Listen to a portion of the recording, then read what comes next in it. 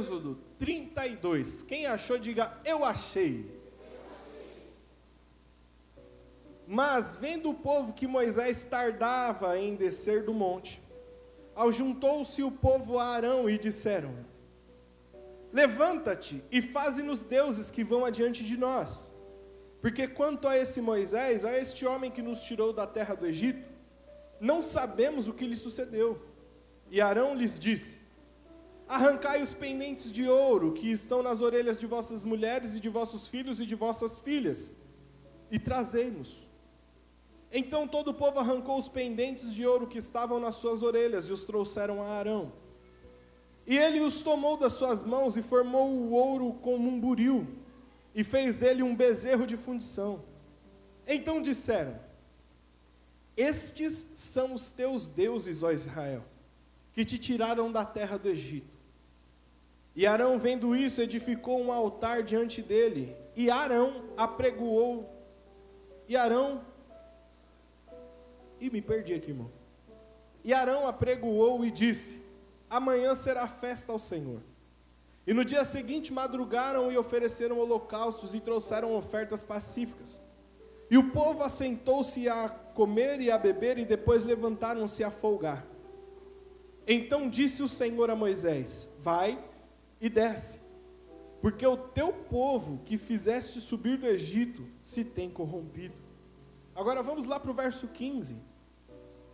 E voltou Moisés e desceu do monte com as 2 tábuas do testemunho na sua mão, tábuas escritas de ambas as bandas, de uma e de outra banda estavam escritas. E aquelas tábuas eram obra de Deus. Aquelas tábuas eram obra de Deus. Também a escritura era a mesma escritura de Deus, esculpida nas tábuas. E ouvindo Josué a voz do povo que jubilava, disse a Moisés: alarido de guerra há no arraial. Porém ele disse: não é alarido dos vitoriosos, nem alarido dos vencidos, mas alarido dos que cantam eu ouço. E aconteceu que, chegando ele ao arraial, e vendo o bezerro e as danças, acendeu-se o furor de Moisés, e arremessou as tábuas das suas mãos e quebrou-as ao pé do monte. E tomou o bezerro que tinha feito e queimou-o no fogo, moendo-o, até que se tornasse em pó. E o aspergiu sobre as águas, e deu-o a beber aos filhos de Israel. E disse Moisés a Arão: que tem feito este povo, que sobre ele trouxeste tamanho pecado? Só até aí, querido. Pai Santo, diante da Tua palavra nós estamos. Fala conosco, Deus.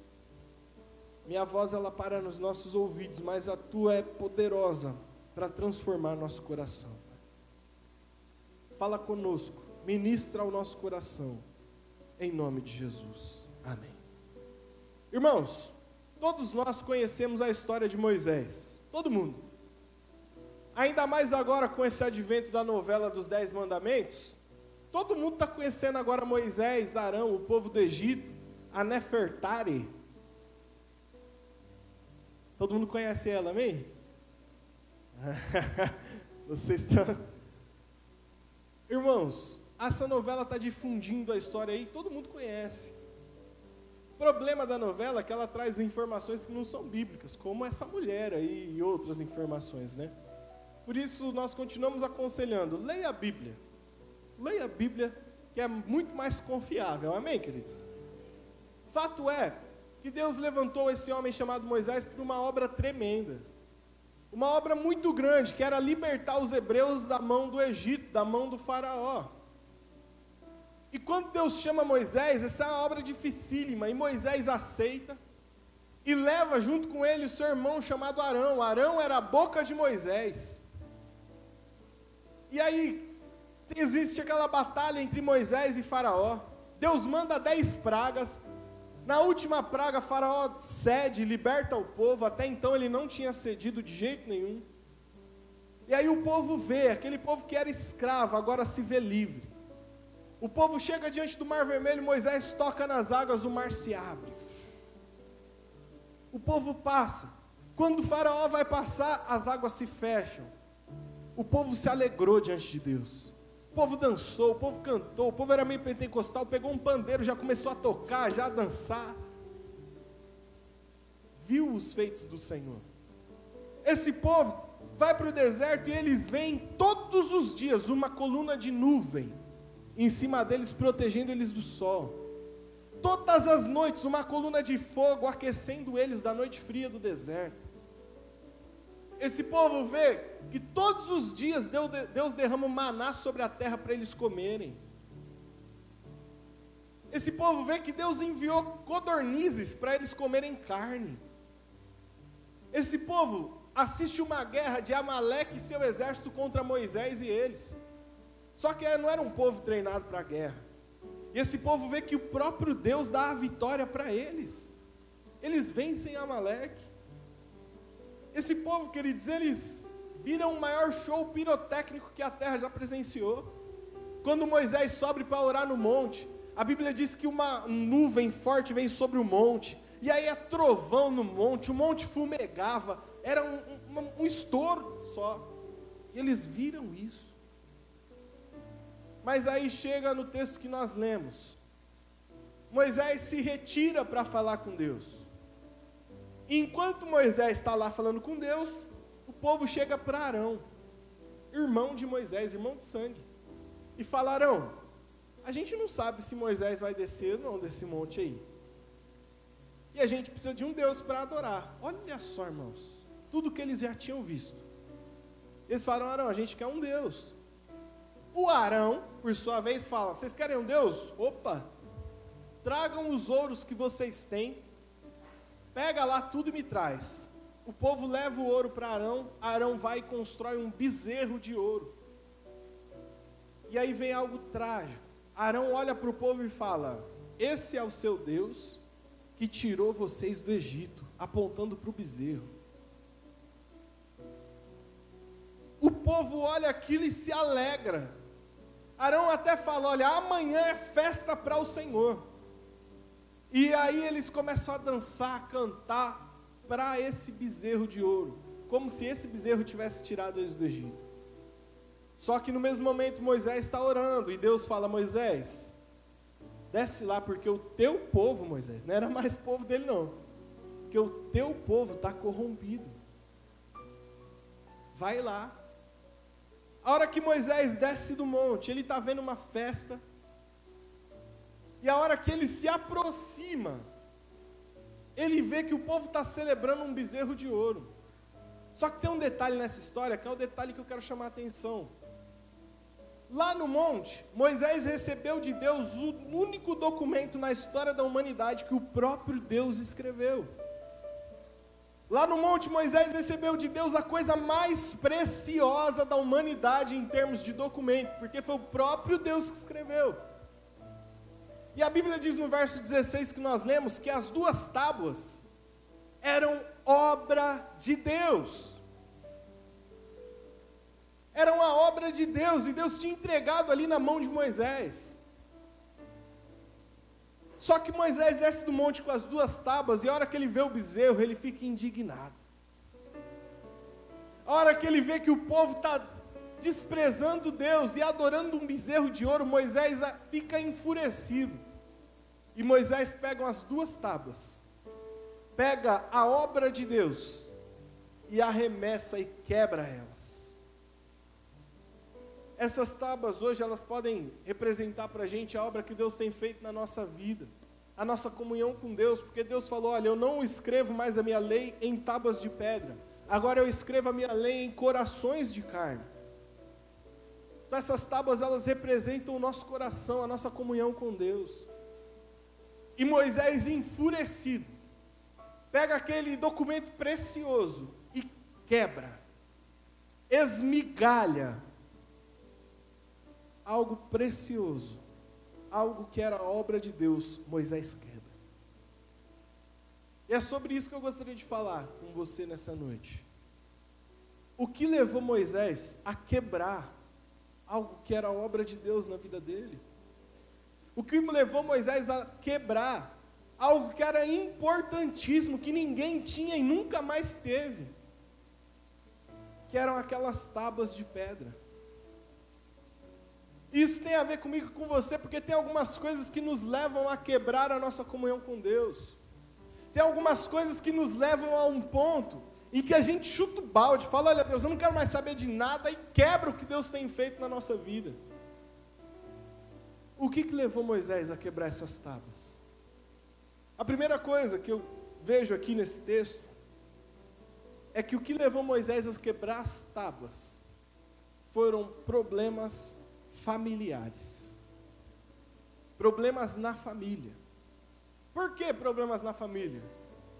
Porque quem fez o bezerro de ouro para aquele povo foi Arão, irmão de sangue de Moisés. A hora que Moisés chega no meio do arraial, ele vê aquilo ali, e alguém fala que foi Arão que fez. A primeira pessoa que Moisés se dirige é direto para Arão. Arão, o que você fez com esse povo? Não é possível, meu irmão de sangue. Não é possível, aquele que Deus levantou para me ajudar, está corrompendo o povo. Problema familiar. Problema dentro da casa dele, era a raiz do problema que ele vivia. Porque quando o povo foi falar com Arão, se Arão tivesse falado não, a gente vai esperar Moisés, ia esperar. Mas o próprio irmão dele é a raiz, foi o que fez o bezerro de ouro. E ainda foi o que falou, esse é o Deus que tirou vocês do Egito. Irmãos, como problemas familiares mexem com a gente. Alguém disse que na família nós temos as maiores alegrias da nossa vida, mas na família também nós vivemos as maiores tristezas da nossa vida. Como a família mexe com a gente. Como um problema dentro de casa é capaz de fazer a gente quebrar aquilo que Deus tem feito na nossa vida. É aquele filho que você ora por ele, que você queria que desse certo. E aí você sai de um culto como esse, chega em casa, o menino está todo desajeitado. Você sai de um culto como esse, já angustiado, porque amanhã é feriado, e o menino já falou que vai sair essa madrugada. E aí isso mexe com a gente. É o casamento que não dá certo nunca, não se ajeita nunca. Aí você vem aqui buscar a palavra de Deus, vai para casa, na hora que chega em casa, a mulher já começa a reclamar de tudo, já reclama porque você só quer saber de igreja, ou o esposo já começa a reclamar porque você não fez isso, não fez aquilo, e só igreja, e aí o sentimento que vem no coração é, Deus, olha, eu não quero mais saber de nada não. Se é para ser assim, deixa quieto esse negócio. E a gente pega aquilo de tão precioso que Deus está fazendo na nossa vida. A gente pega a obra maravilhosa que Deus está fazendo em nós. E a gente despedaça ela por problemas familiares.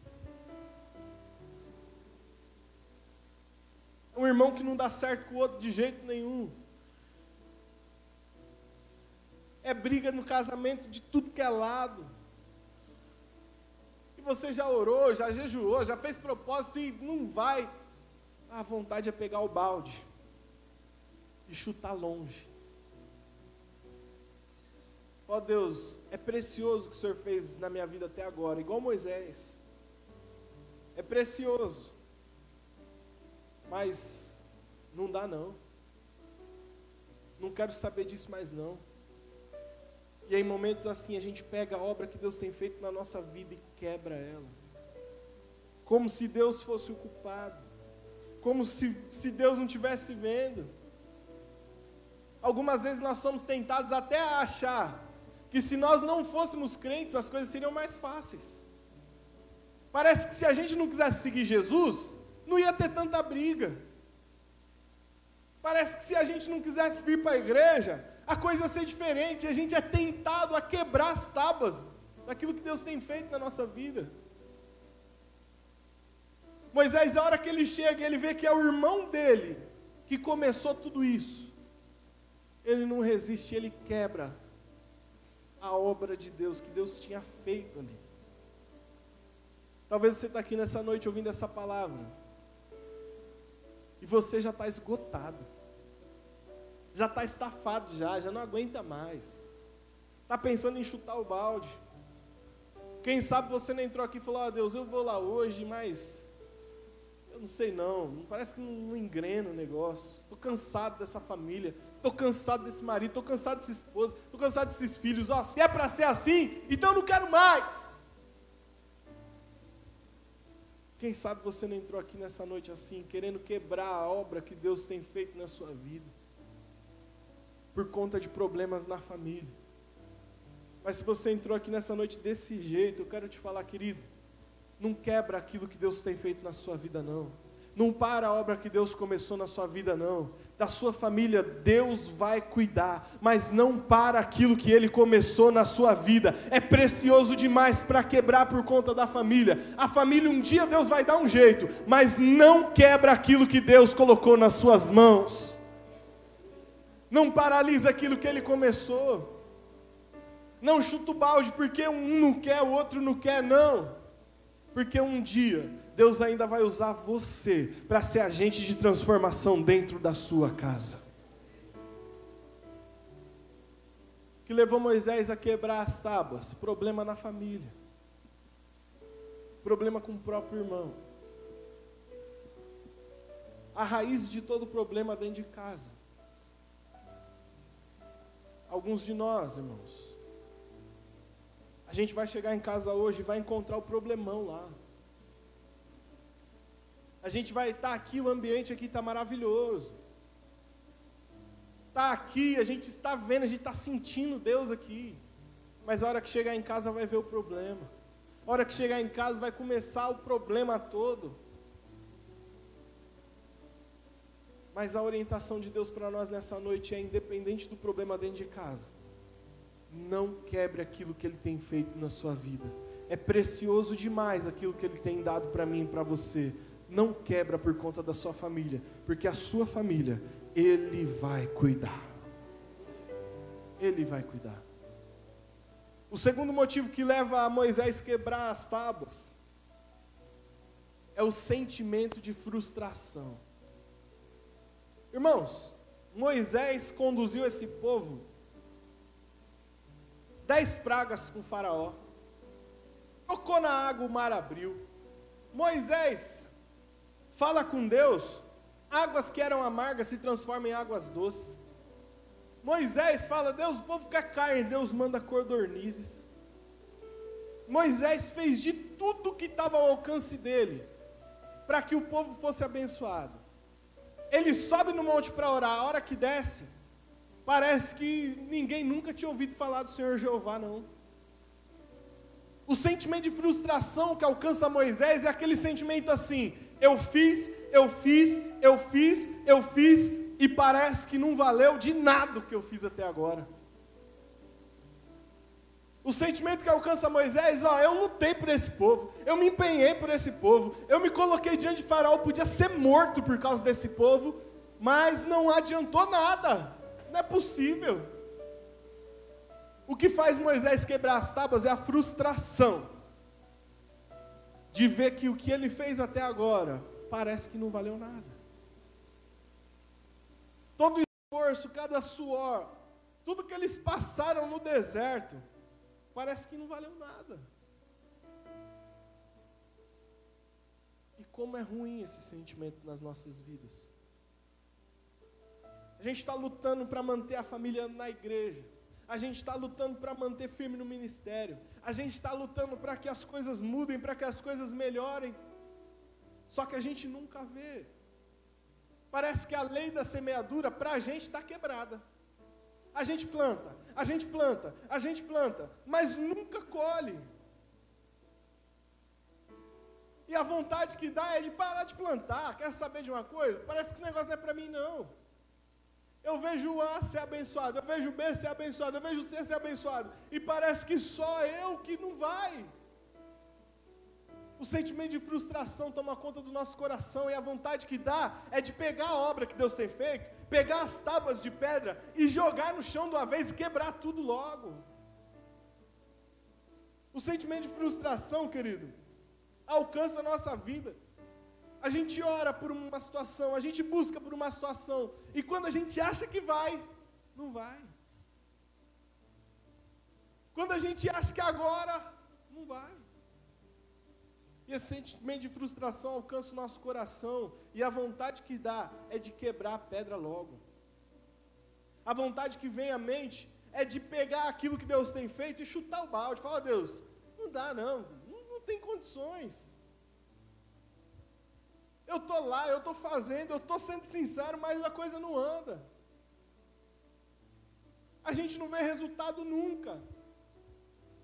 É aquela expressão que se encaixa perfeitamente. Eu estou nadando, e eu morro aonde? Na praia. Parece que vai, e nunca vai. É o sentimento que alcança Moisés nessa hora, irmãos. Não é possível que depois de tudo que eu fiz, esse povo vai se prostrar diante de um bezerro de ouro e falar que esse bezerro que tirou eles do Egito. Não, isso não é possível, não é isso não, é outra coisa. Não estou entendendo direito. E quantos de nós não estamos assim? Não é possível que depois de tudo que a gente fez, a pessoa ainda não entende, não é possível. Não é possível depois de todos os milagres que Deus fez na nossa vida, nossa esposa não reconhece, nosso esposo não reconhece, não é possível. Não é possível que o nosso filho não está vendo o que Deus está provendo, não é possível. E o que vem à mente é até quando, Deus? O que vem à mente é, Deus, olha, para mim não dá mais não, o que é isso? E nós somos tentados por não ver resultados, a jogar as tábuas no chão. Mas, querido, saiba de uma coisa, Deus não nos chamou para resultados, Deus nos chamou para sermos fiéis, com resultado ou sem resultado. O que Deus espera de nós é fidelidade. A gente pode plantar e não ver nada, mas nós plantamos porque Deus mandou. A gente pode orar e não ver nada, mas nós estamos orando porque Deus mandou orar. O que se requer de nós não é resultado, é fidelidade. Talvez você está plantando, está desanimado, não está vendo nada, acha que não vai colher nunca, querido. Não quebra as tábuas de Deus, não para a obra de Deus na sua vida, seja fiel até a morte, porque pode ser que aqui na terra a gente viva 80, 90 anos e não veja nada, mas há uma eternidade de glória preparada para aquele que foi fiel ao Senhor. Não pare a obra de Deus, não quebre a obra de Deus, não quebre. Gálatas 6:9, o apóstolo Paulo diz: e não nos cansemos de fazer o bem, porque se perseverarmos e não desanimarmos, no tempo certo, nós colheremos. Não quebre as tábuas por conta de resultado. A frustração ela vem, o sentimento de que não está valendo a pena, ele vem, ele invade a alma, ele vem rasgando a nossa alma. Mas não quebre as tábuas. Continue sendo fiel àquele que te chamou. Continua acreditando na promessa que Ele fez. Continua projetando o sonho que Ele te deu, querido. Mas não quebre as tábuas, não. Talvez você entrou nesse lugar nessa noite e está desanimado porque não está vendo. A gente entrou em novembro, irmão. A gente não esperava que em novembro ia estar assim ainda, não é possível. E talvez você está pensando, Deus, se não for esse ano, olha, eu não... Não, querido. Se não for esse ano, nós continuaremos sendo fiéis. Se não for ano que vem, a tábua a gente não quebra não. Se não for no outro, a tábua a gente continua com ela na mão. E se não for no outro, nós continuamos dizendo que só o Senhor é Deus, só Deus é o Senhor, Ele está no controle de todas as coisas. E se não for nunca, lá no céu vai ser. Lá no céu vai ser, lá não haverá mais pranto, lá não haverá mais dor, lá não haverá mais choro, lá não haverá mais noite, lá não haverá mais morte. Vale a pena ser fiel aqui para desfrutar de uma eternidade com Cristo lá no céu. Não deixe a frustração te levar a quebrar a comunhão com Deus. Não deixa. Não quebre as tábuas. Não quebre. Moisés quebrou as tábuas por conta de problemas na família. Moisés quebrou as tábuas por conta da frustração. E o terceiro motivo que leva Moisés a quebrar as tábuas é a solidão da fé. A solidão da fé. O que é isso? É o fato de crer sozinho. É o fato de acreditar em meio a um povo que ninguém acredita. É o fato de acreditar em uma situação que parece que ninguém está nem aí para ela e só você acredita. Moisés chega e tinha milhões de pessoas. E ele acabou de descer do monte, milhões de pessoas adorando o bezerro. Não é possível, só ele acredita nisso. É só ele que atribui que Jeová que tirou eles da mão do Egito e não um bezerro de ouro. O fato de crer sozinho leva Moisés a quebrar as tábuas. A solidão da fé é terrível. E o pior é que Deus tem dessas coisas. Deus levanta um homem, dá um sonho para esse único homem e fala, vai você e faz que eu sou contigo. E o povo, não é com o povo, é com você. Deus, mas eu vou sozinho. Vai, é com você. Deus tem disso.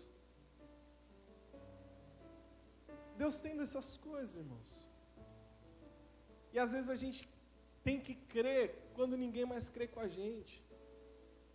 A gente tem que crer quando as pessoas que mais a gente queria que crescem conosco não estão nem aí. O irmão dele, irmão de sangue, irmãos. Quem tinha que crer com Moisés, quem tinha que parar aquilo era Arão. E Arão não creu. Arão não acreditou. E Moisés se vê crendo sozinho. Esse sentimento abate a gente. É o sentimento de crer em algo que Deus falou conosco. E ninguém mais à nossa volta crê com a gente. É o sentimento de crer que a nossa família vai ser restaurada. É o sentimento de crer que o filho vai ser uma bênção. E até o pai do menino já falou que o menino não presta e não tem jeito. É o sentimento de crer que a família vai ser unida de novo. Mas ninguém move uma palha para isso acontecer. Você crê sozinho.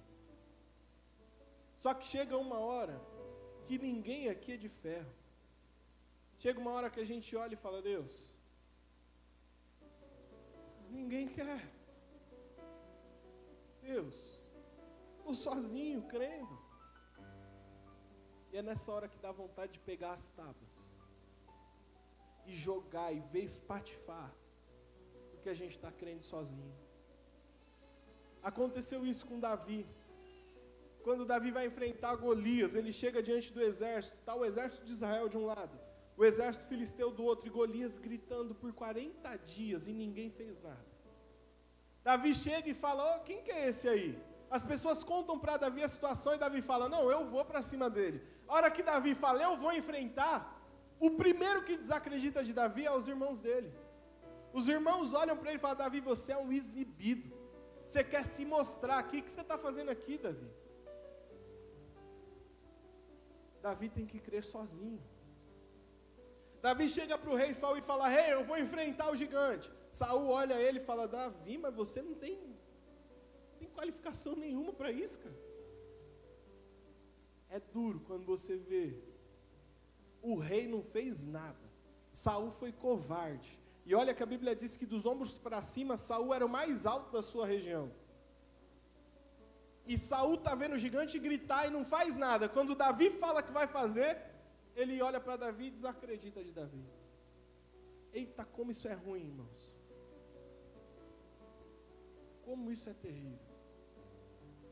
Mas Davi tinha aprendido uma lição, queridos, que nós precisamos lembrar nessa noite. Davi tinha aprendido que apesar de crer sozinho, quem está com Deus nunca está sozinho. Davi tinha aprendido que o fato dele estar com Deus, ele com Deus era a maioria. Pode um não crer, pode outro não crer, mas quem estava com Davi era o Senhor Todo-Poderoso, Criador dos céus e da terra, e ele não precisava de mais ninguém. Querido, talvez você está crendo sozinho. Talvez você tenha esperança sozinho, suas forças estão se esgotando. Pois bem, Deus te trouxe aqui nessa noite para falar, filho, sozinho você não está não. Eu estou com você todos os dias até a consumação dos séculos. Talvez você está desanimado porque, poxa Deus, não vejo mais ninguém. O Senhor está falando, pois bem, eu estou contigo. Se passares pelo fogo, Ele não te queimará. Quando passares pelas águas, eu vou estar com você, as águas não vão te afogar. Se te mandarem numa fornalha, porque só você crê, fica tranquilo que eu vou passear no fogo lá dentro com você. Se te mandarem para uma cova de leões, porque só você crê, fica tranquilo, porque o leão vai ter que jejuar, porque o Senhor Todo-Poderoso está comigo e com você, querido. Talvez você está querendo quebrar a tábua, porque crê sozinho. Talvez está querendo parar a comunhão, está querendo parar a obra de Deus porque crê sozinho. Querido, não para não. Porque quem está com Ele, nunca está sozinho. Nunca está sozinho. Nunca. Um com Deus é maioria. Mas tem milhões, tem gente melhor, a coisa... Você está com Cristo, não precisa de mais nada. Mas eu estou crendo sozinho, ninguém acredita, e além de não acreditar, faz a mesma coisa que o povo fez, começa a fazer ao contrário, começa a adorar bezerro, começa a trazer uns negócios para cá, começa a fazer, querido, não quebra a tábua, não quebra, ela é preciosa demais, independente do que estão fazendo, quem está do seu lado, independente se acreditam ou não acreditam com você, isso, queridos, dói. É doloroso, mas não é o que vai determinar o que a gente vai ser ou não. O que determina o que a gente vai ser ou não é aquilo que Deus diz a nosso respeito. Mesmo que só a gente creia, o que Ele falou é o que vai acontecer na minha e na sua vida. O que leva Moisés a quebrar a tábua? O fato de crer sozinho. O fato de só ele acreditar. O fato de ninguém mais apoiar ele. Faz ele quebrar as tábuas que eram obras de Deus. Talvez você tenha pensado em quebrar a comunhão com Deus porque você crê sozinho. Talvez você tenha pensado em parar a obra de Deus. Denis, eu não penso em desviar, mas eu não vou mais trabalhar também não. Eu não penso em ir para o mundo, mas eu também não vou mais ficar me matando quanto eu me mato, não. Esse sentimento tem invadido sua alma. O Senhor nos trouxe aqui nessa noite para falar que Ele está vendo. Ele sabe, Ele conhece. Não precisa quebrar a tábua.